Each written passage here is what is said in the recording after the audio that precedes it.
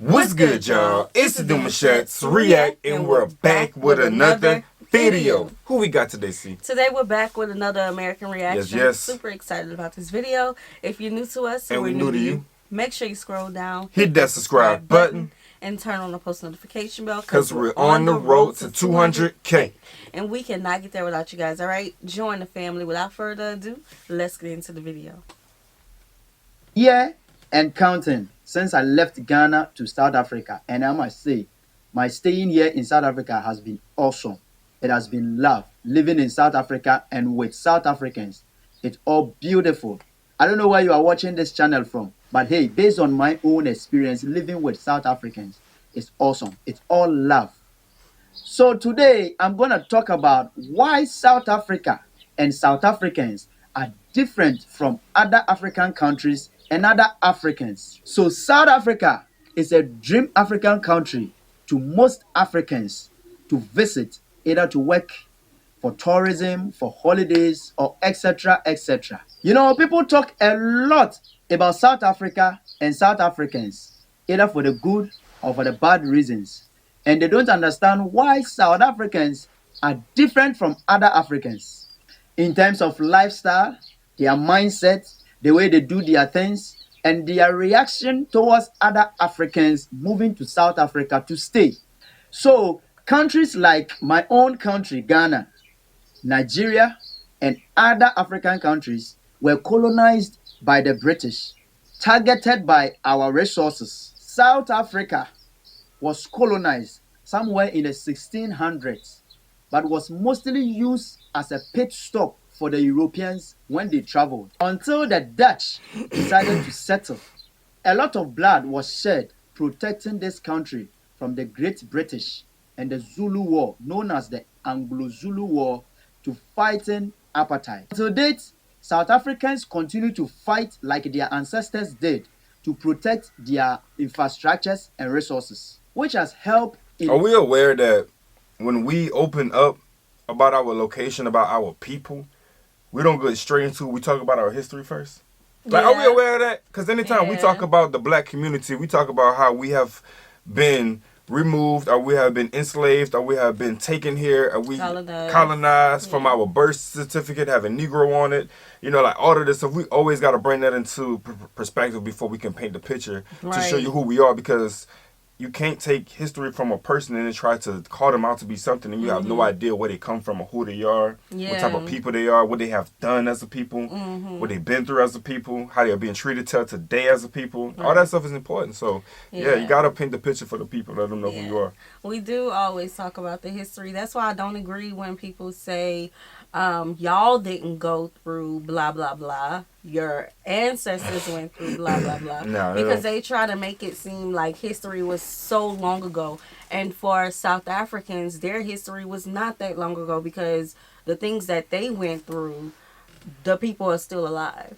Facts. You know? So I have to commend him for even bringing that up, because he's the first person who has migrated to South Africa that we have watched, who talked about the history. Like, so that shows that he didn't just go there for opportunity. First, he understood the people and where they came from. You had to. Yeah. You know, so that is very commendable. This ain't no pop-up.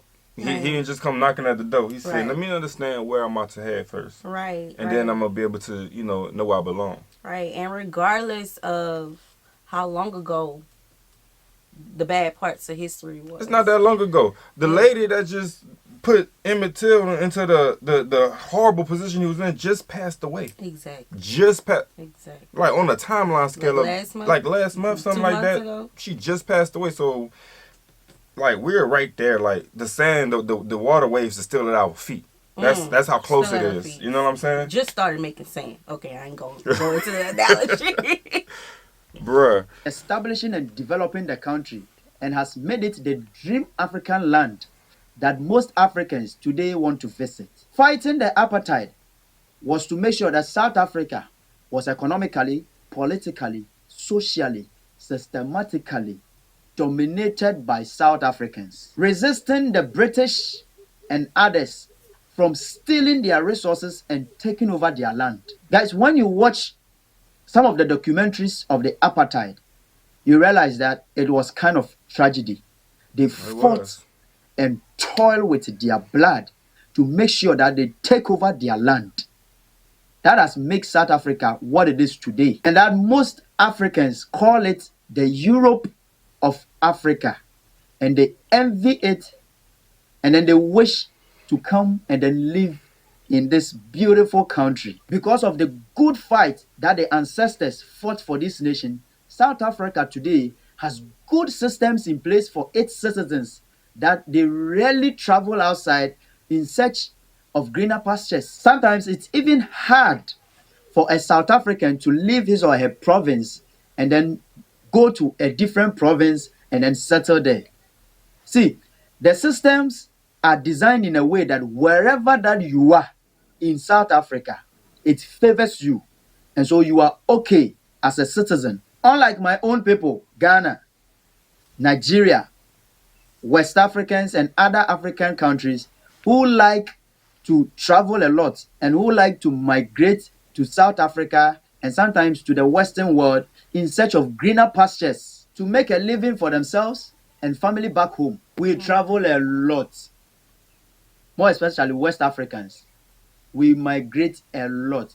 I don't know which country in the Western world that doesn't have Africans or West Africans living there. I was talking to a friend the other time on phone, and he was like, Charlie, in this country, the 5-year plan, the dream and vision of every citizen is to travel outside the country. I was like,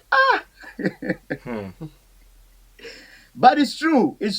He wasn't lying. That's the truth.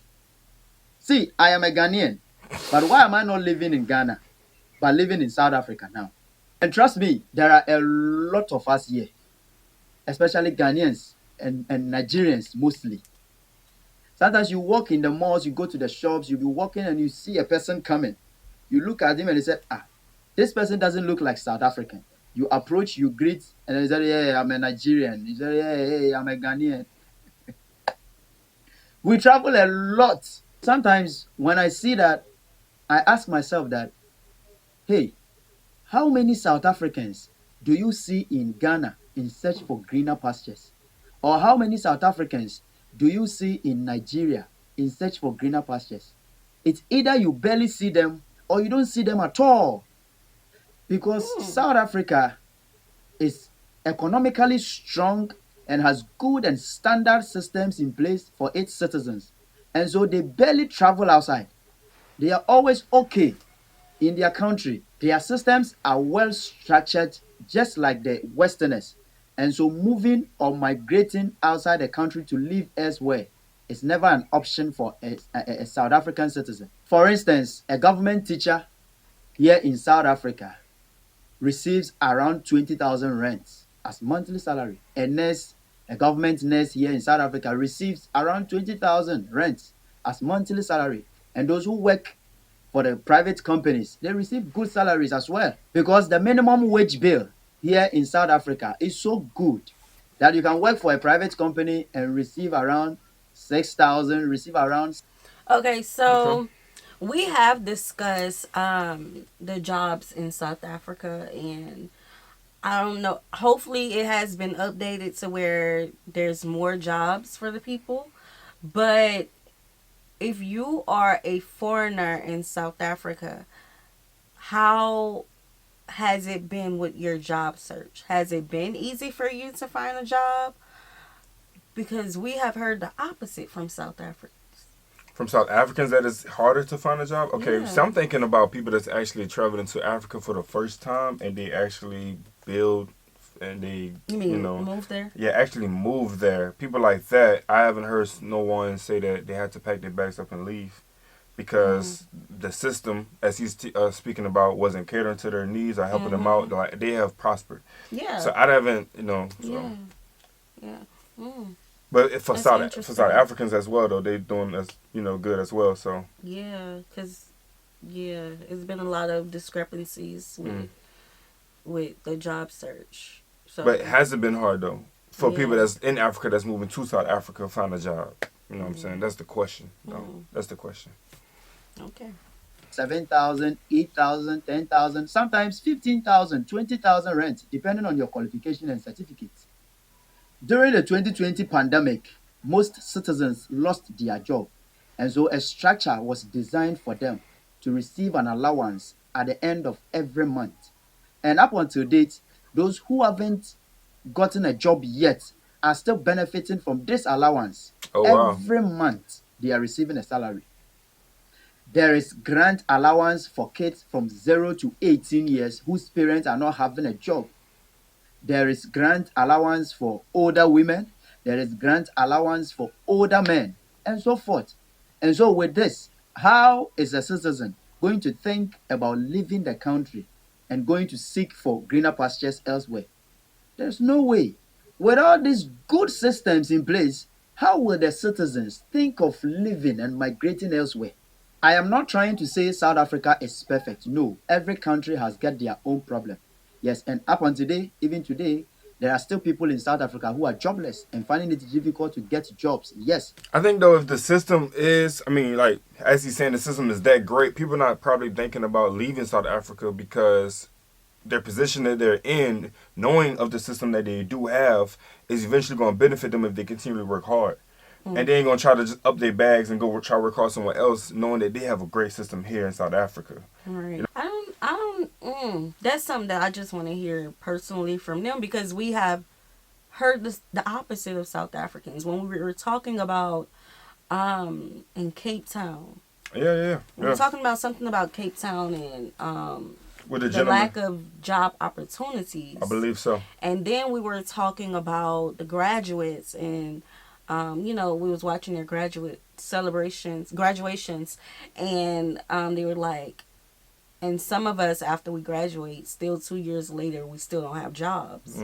So that is what I'm saying. Like, I would love to hear from them, foreigners and South Africans, the job search. How has that been? How long does it take for you to get a job? Or are you able to say one day, oh, I want to work here? And you can just get the job.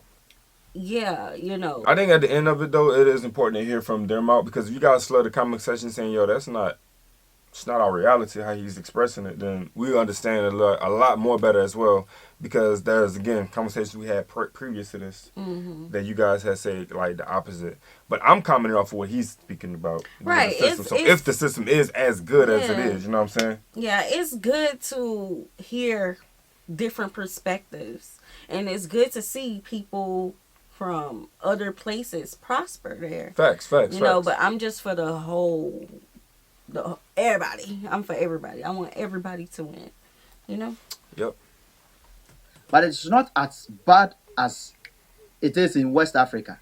Okay, at least here, at the end of every month, they have a grand salary that is given to them, even though they are not working. Way back in Ghana or West Africa, it is not like that. Yeah, there are no good systems in place like that. Though we are not to blame as citizens. It is leadership problem. It is our leaders that are not putting these systems in place for us to benefit as citizens. So now most West Africans and other African countries tends to search for greener pastures in the Western world, or sometimes in South Africa. Coming to South Africa for greener pastures, we come and then realize that its good systems are designed for the citizens, and it favors only the citizens and not foreigners. As a result of this, people go ahead and do illegal stuff only to make ends meet for them. This is what the citizens of South Africa see, and then they be like, hey, Winnie, I don't care. I don't care whichever country that you are coming from. We see you as a brother. We see you as a sister.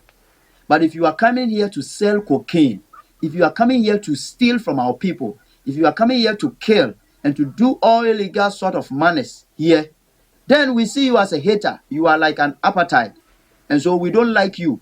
You go back to wherever that you come from. We will not entertain you in our country if you cannot respect our rule of law. And for me, I see nothing wrong with that, personally, because some of the behaviors and acts of some foreigners here in this country is a no-no. It's a no-no. It's a no-no. Trust me, most crimes that is committed in South Africa are committed by foreigners. Oh, okay. Trust me, South Africans are very good people. Okay. If you come here with good intentions as a foreigner and stay clean, they'll be very good to you. See, South Africa is not only known for its good systems in place for the citizens, but also good infrastructure like good roads, tourist sites, skyscrapers. Everything is organized here in this country, especially in the cities like Joburg, like in Cape Town, Pretoria, Durban. Even if it's a rural area, they have good roads there, and the infrastructures there are very good. There are good buildings there. This and many more we see, and then we say South Africa is indeed the Europe of Africa. South Africa is indeed different from any other African country. Guys, thank you very much. This is where we draw the curtains.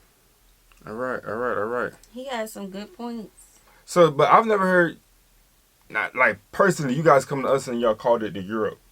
I've never heard that one. I never heard that. Of Africa. Nah, G. You guys never brought that to our attention. Y'all just called it what it is. Y'all say that's strictly us. Wait, I gotta get it right. MZANSI. MZANSI. Yeah, MZANSI. Shout out to all our South African supporters as well, man. Our family, we love y'all. Y'all know how we get down. Yeah. But yeah, we gotta hear from y'all, man. We gotta hear from the ghost mouth, the horse mouth. Y'all gotta let us in. Let us know how it is out there. Did you just call them the goats? The goat's mouths, the heart's mouths. Oh, the goats and is the hearts. The goats and the heart. Like, so that analogy is like you know how they be like. Did you hear that from the horse mouth himself? Like, when I call you as like the goat as well, it's like you guys are the day ones there. Mm-hmm. You know what I'm saying? The goat is like for us. Michael Jordan playing on one team and he never switched. He been in that team, so we're gonna ask him who been on that team his whole career. You know, I said the ghost mouth himself. Yeah, so. The horse mouth. The horse mouth. Yeah. The ghost. We never. Anyway. Anyway, I feel like this is a good. It's what it is. It was. It really was. Like he brought up some good things. You know, some things that I really want to know the answers to. But yeah, 100%. He had an interesting perspective. You know, didn't really hear anything that was negative. The only thing is, like, he stated that people are very loving, they're very welcoming, but if you come to their country and you start disrespecting them and trying to make things bad for them, and they should like, get out. Just like that, you gotta go. You know?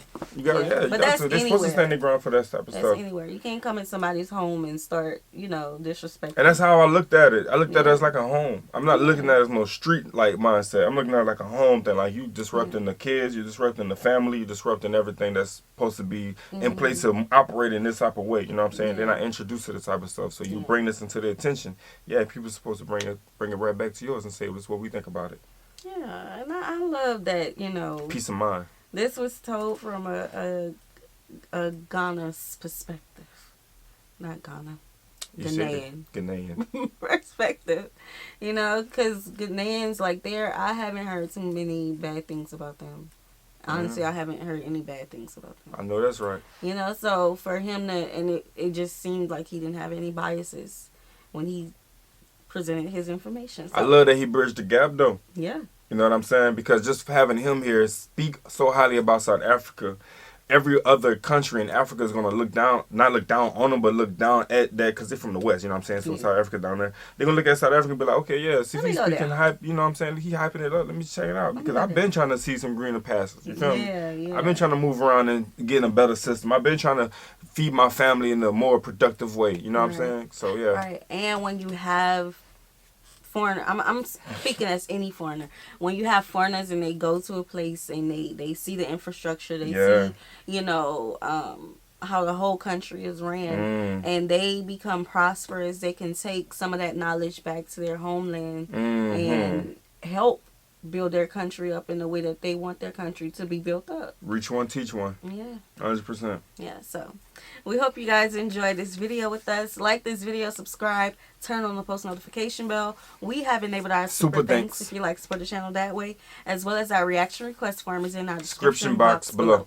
We'll see you soon. Peace.